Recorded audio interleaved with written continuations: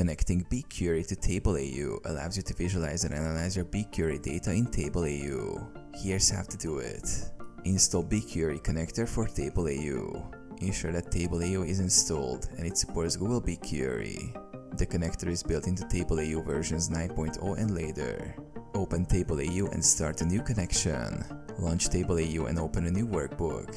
Under Connect, select Google BigQuery from the list of available data connectors. Sign into Google BigQuery. When prompted, sign into your Google account with access to BigQuery. You may need to authorize TableAU to access your Google BigQuery data.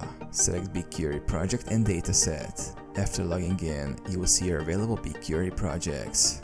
Select the project and dataset containing the data you want to analyze. Choose the table or view you want to connect to. Import data. Once you select the table, click Connect. TableAU will import the metadata and schema for your selected table.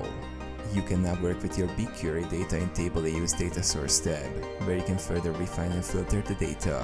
Build visualizations. With the data connected, start building visualizations by dragging fields from the BigQuery table into TableAU's canvas.